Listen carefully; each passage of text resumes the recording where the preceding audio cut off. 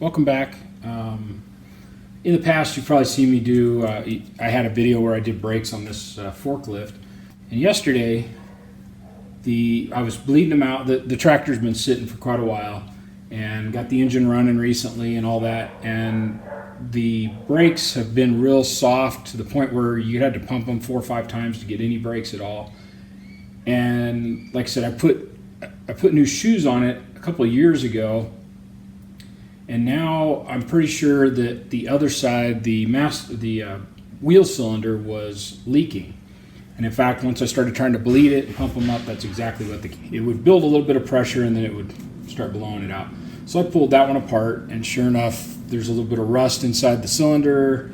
The cups have got some pitting in them and stuff. So in the process of finding parts for that one, I went ahead and got enough parts that we're going to rebuild this side as well. Even though it was holding pressure, they're easily as old as each other, and it just makes sense to go ahead while I've got it up in the air and everything to go ahead and do this side as well. So the first thing we need to do is pull the hubcap. One of the reasons I'm showing you all of this is that it wouldn't matter if you were doing a 54 Clark forklift or if you chose to do the rear axle on an older, well, even front axle on some older vehicles, but a rear axle on most trucks, anything with drum brakes, because the steps are basically going to be the same. I mean, pulling the wheel off would be a little different, but not, pulling the wheel off, getting access, almost identical. Wouldn't matter what your vehicle was.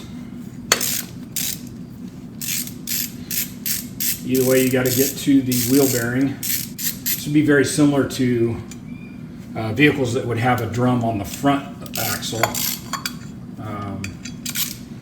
As far as how we're going to take the wheel off, you got to get some kind of hub off, some kind of cap. Matter of pulling a cotter pin out.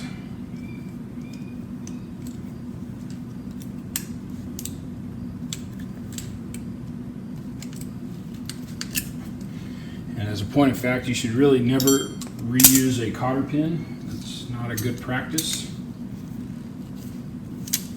Take this nut, and there will be the nut, a washer. Some cars, the washer will have a little key in it. And then there's a main bearing right there. It's a tapered bearing. This tire is solid, and so is the wheel. So it's extremely heavy. So I found that I can put my jack under them. Get just a little pressure off of it. And I can usually just pull it straight off with the jack.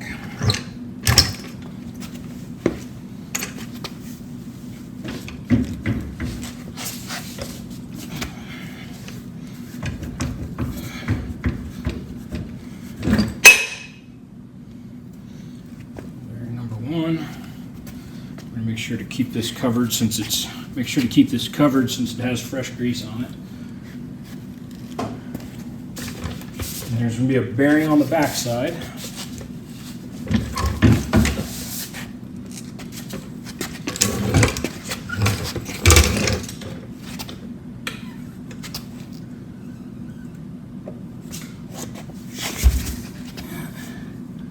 And there's some brake fluid in here too, so this side was leaking as well, just not as much. So it's good we made the plan to go ahead and change them all.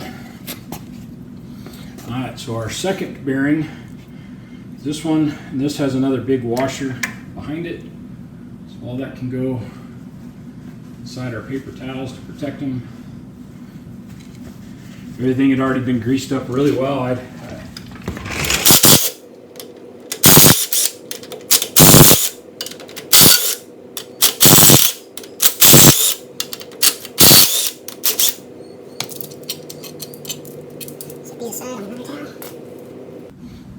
Then this whole apparatus pulls off with the axle. So you got the spindle, and then this other gear drives on the inside of the wheel. There's another gear, like a ring gear, that it drives against, and so it's like a planetary gear reduction. I think that would be the proper term. So the part we're after is the wheel cylinder right here. And we don't have to pull all of this off. All we have to do is take this spring loose. That will give us enough slack to slide the shoes out, and then we can unbolt the wheel cylinder. Doing this on a car, there's some fancy little pry bars and stuff. What I've found on this is just to try and grab through that spring, and then I can pull.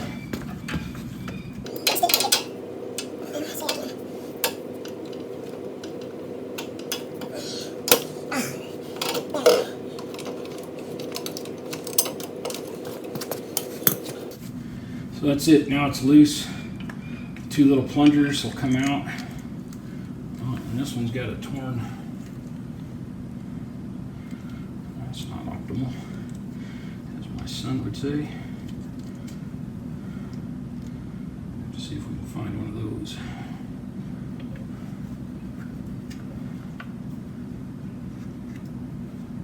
Yeah, you can see there's rust inside them too. So these are the parts that push on the actual plungers inside the cylinder, and then they catch in the shoe. So those don't need to be replaced, they just need to be cleaned up. And we can unhook the line on the back side, which is a 7/16.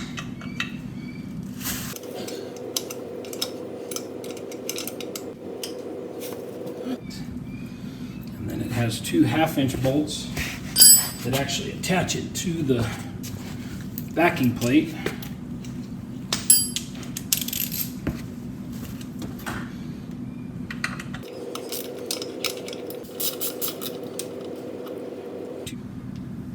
Okay, and that's it. Pop right out. You can see the plungers where there's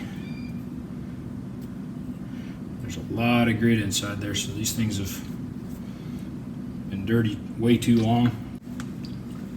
You see the plungers are still working. There's decent pressure there by pushing that. Problem is everything is just so dirty, it's not moving smoothly really.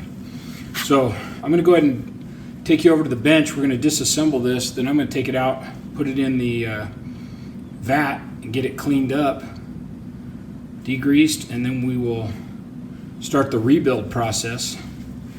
That way, and then rebuilding this one is like rebuilding any wheel cylinder. This one's just a very large wheel cylinder. It's 1.25 inches. Your average car probably has anywhere from a 5/8 up to maybe 7/8 inch diameter.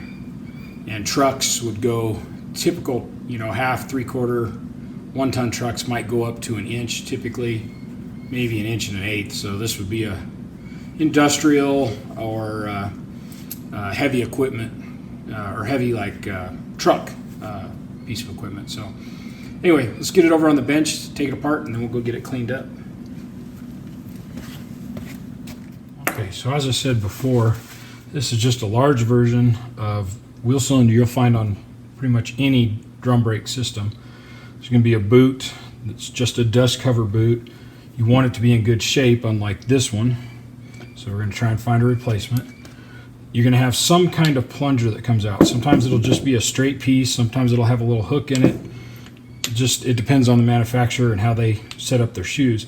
And it pushes on, in this case, an aluminum plunger. And then behind these plungers, there'll be one on each side.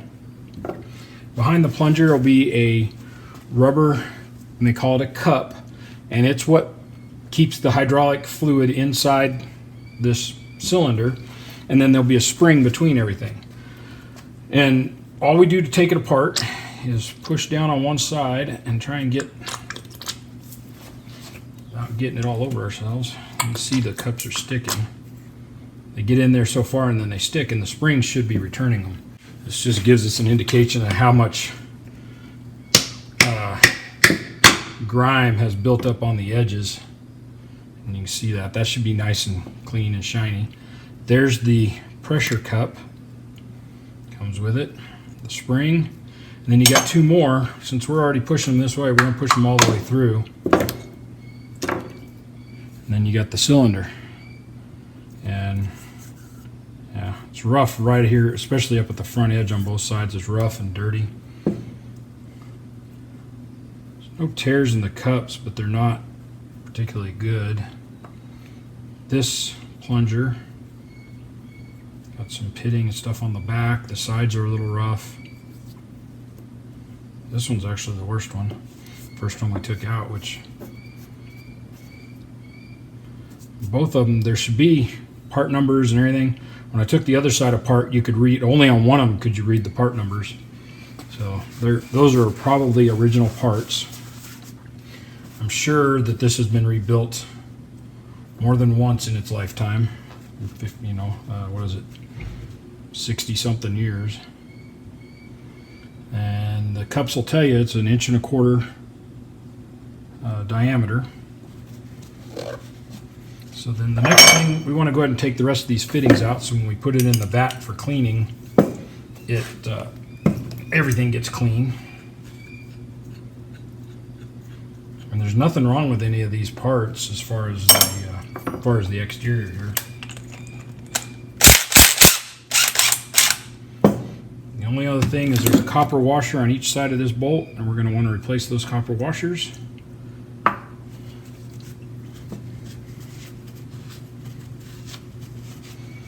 And that's it. It's just a cylinder, 2 holes. Pressure goes in one side. You can release the pressure on the other mounting flange. So I'm going to go put all of these parts in the vat for cleaning, and you can see how much crap is on this one. I'm going to go put all these in the vat for cleaning, including these and this and those. And then, and the spring. And probably that one puck. We'll see if we can't get a new one of those. So all that's going to go into the vat for cleaning. And then once we'll give that an hour or two, wire brush whatever we need to, and then we'll come back and rebuild this. Okay, so next up is we're going to hone this cylinder out to get rid of the surface rust. I'm going to throw some of these pig mats down on the ground to catch the oil, and I'm just using WD-40. Just spray it in there nice and liberally, and we'll put our stones. You just squeeze all 3 together, stick them in there, and we want to get the whole surface. And the nice thing about these stones is there's a little bit of flex and everything, but when you come out, you got to be careful. Don't come out too far, or you'll once you get past the hinge point, it starts beveling the edges when you're doing it. Also, if you go out too far, you will come out the other side, and then you got to stop and try to squeeze it all together. So it doesn't take any effort other than just to bring it in and out.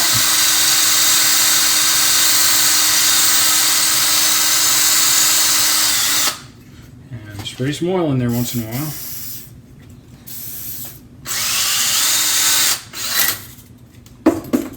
See that it's nice and smooth. Oops. There we go. You can see it's got a nice smooth surface now. Not seeing any of the rust that we were seeing before.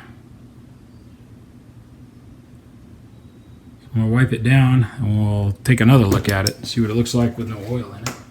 We got some pitting.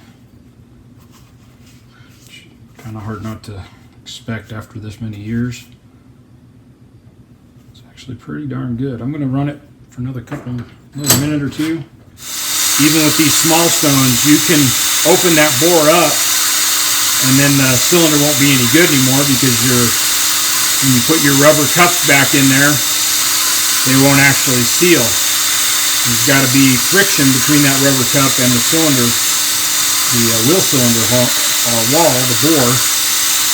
So all we're trying to do is clean it up, make it nice and smooth. We're not trying to enlarge it at all.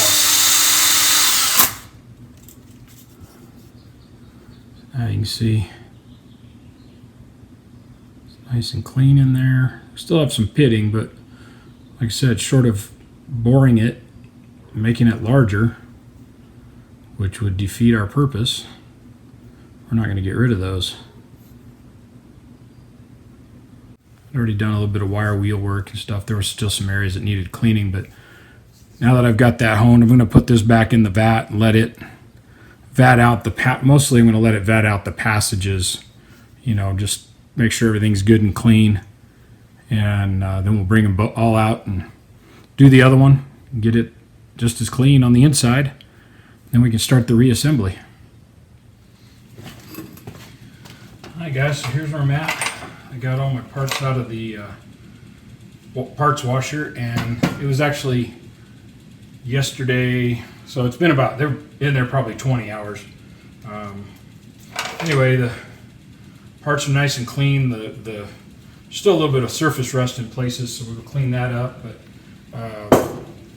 all the grease and grime was off of them.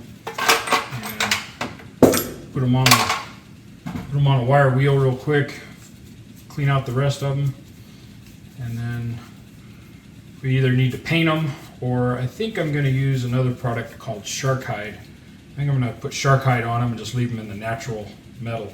So let's let me wash these off with some water, and then we'll get them on the wire wheel.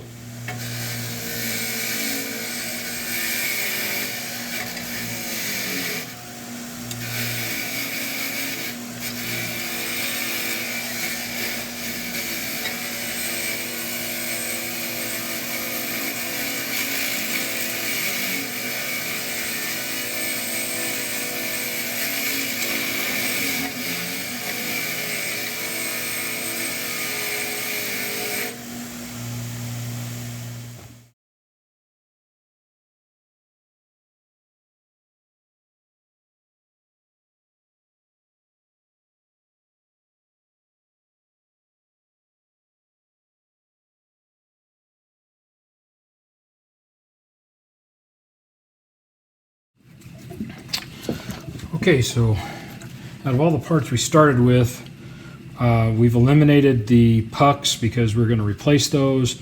2 of the covers were cracked and torn, so we're going to replace those. Otherwise, everything else has been polished up and cleaned up. And at this point, you could paint these, you could any number of things. What we're going to use is shark hide, and it's a metal protectant. I don't have a sponsor for it or anything like that. This is just a product I purchased. I did see it on another YouTube channel, and I liked what it was doing for them. So I called up, ordered a can. It's not cheap. This is a 1 quart container. This costs about, I think with the discount code I had, $40 for the quart. I will say that the people there are awesome with their customer service, because not only did it come out right away, but as you can see, the can has some stuff on top. It had leaked, so the can's not full. I called them, told them what the issue was. They sent out another can right away, and didn't ask me to send this one back, just said use it and enjoy it. So this is actually the first project. I bought it to cover the roll bar in the Mustang and have never done it. So this is the first time we're using it. It glues the lid closed pretty good if it leaks. See, that's the thing, is this thing wasn't even an opened can, but it had popped the seal out of it or something. So let's get this open. Okay, the recommended method of installing that or applying this is a white cotton baby diaper. I don't happen to have any of those. My kids are all grown, so I'm just going to use a paper towel. Coat the outside of all these parts that I want to stay in the color they are.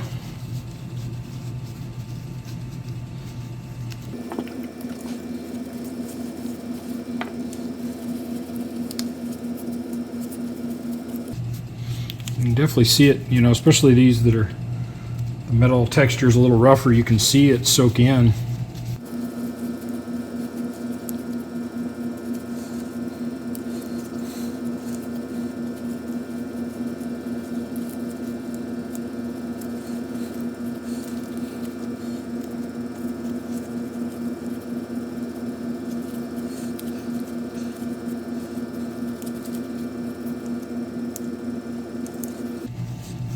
we did some of these, but just to be sure. And then on these pucks, I'm only going to do the side that gets exposed to the other metals, because that's what kind of causes that corrosion on the inside. Is it's an aluminum puck, and it gets up against that, or it is pushed by this steel deal, and so you get some corrosion out of that. And then for the cylinder itself, I'm going to do everything but the inside. I think you guys can see that on camera. You can see where it's been applied and where it hasn't. It stands out pretty good. Like any other coating product, whether it be paint or whether you coated something with WD-40, I'm trying not to touch the coated surfaces after I've with my hands, because I don't want to leave fingerprints or marks in it. I think we got it. Shark hide protects clear protective coating for all types of metals: aluminum, cast iron, copper, brass, bronze, steel, stainless. Protects against stains, oxidation, rust, streaks, salt spray, road de-icers, much more. And I just Googled shark hide and went to their site. There's their phone number. Flatwater Inc. 618-624-4091. Like I said, this is the first time I've used the product. Based on what I saw, though, it looked like something I would use quite often, and because of that, I went ahead and bought it. And like I said, it's not a cheap product, but it seems to work very well. Puts a nice long-term protective coating. So these parts are all ready. In the meantime, I've gone out and gotten some replacement parts. And for those of you messing with this is these wheel cylinders are a Wagner FD373, which is the same part number as a F373 or just 373. And you can get new replacement wheel cylinders. They're about $80 a piece. I found them at my local Napa. They didn't actually have them in stock, but they could order them in, and they would have been $68 a piece plus shipping. Or we just decided I was going to rebuild these, and we started looking for some parts. Well, we were able to find the 1 1/4" pucks. That's just a common part. And then we also found this part, which is part number, it's Napa, part number 54, part number 54 16260. It's a wheel cylinder kit. You can tell the spring is different, which actually feels about the same tension-wise. We'd have to measure it to know for sure. But that's the only difference in there is the spring. And this would probably work for the kit, for this kit. This part though, this 54 16260 is actually says it's for a 1958 Chevy 3800 rear wheel application. So don't give up. We found parts. The pucks are slightly different, but they're going to work.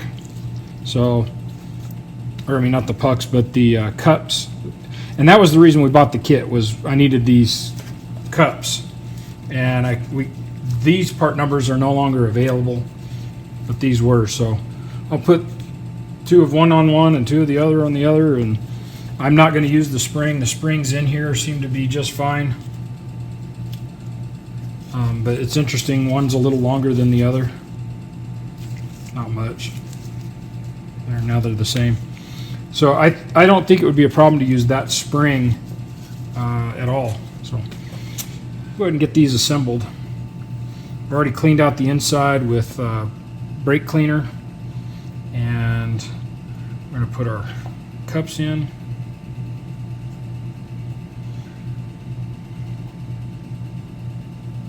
want to try and get it as straight as you can, so and then you can use the puck to push it the rest of the way in, straighten it out, and then your cover.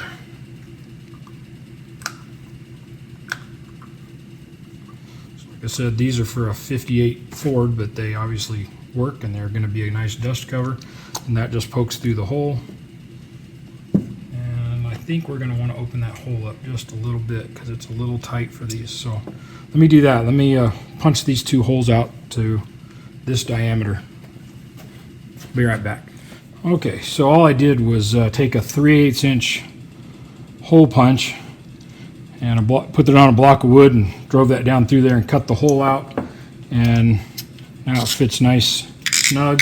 Keep the dirt out. Put that away.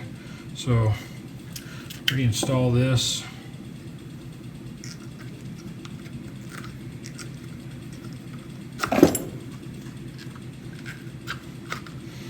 All right, so we have a puck in there, a puck, and the cover. And now we just need to put a spring in. It just sits in there. Put our next cup.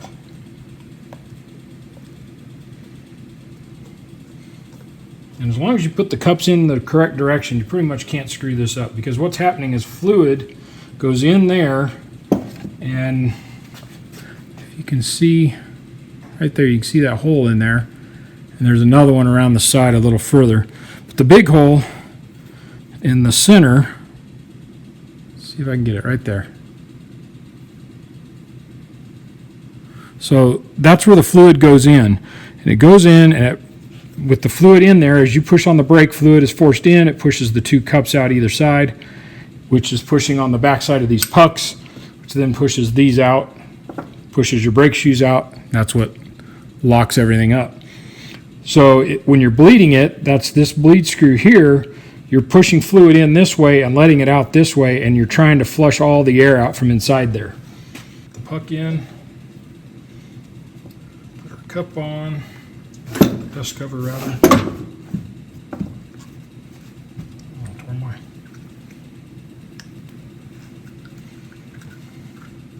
There it is. We can put our, actually let's, yeah, we can put our bleed screw in.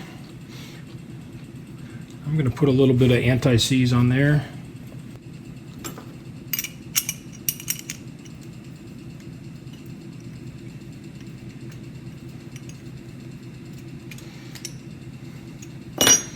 Okay, now either of these can be used for either side, so we're going to make this the left hand side, which is the one that has the branch on it. So we need some thread sealant. So I'm just going to use some more of this same thread sealant anti-seize.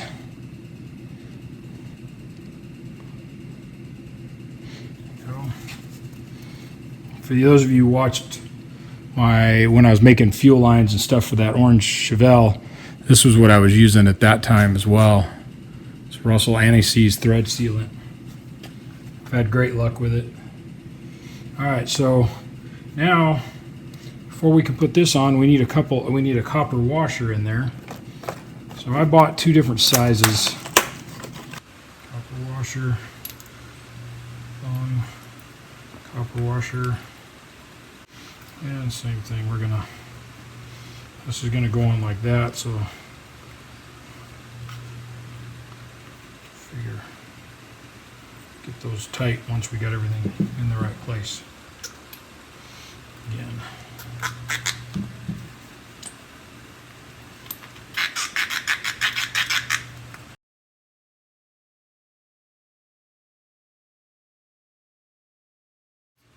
So we've got a copper washer on there, and we're going to treat this one as the passenger side, or the right side. Put some thread sealant and anti-seize on here. And then our adapter, and our second copper washer.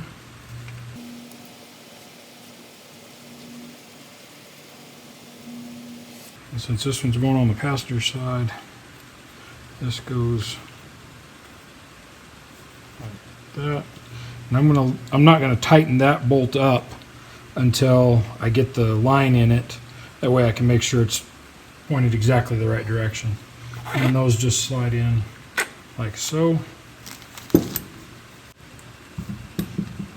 we go. 2 rebuilt calipers. So move the camera over and we'll get these installed. Alright. That goes in there. The 2 bolts for the back side.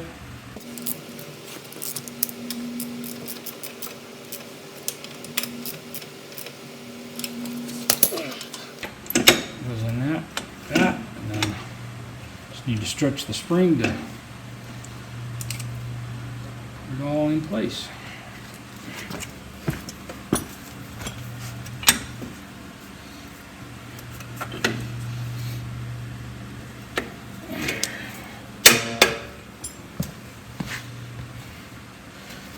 We have that part, and we can run our brake line up to it.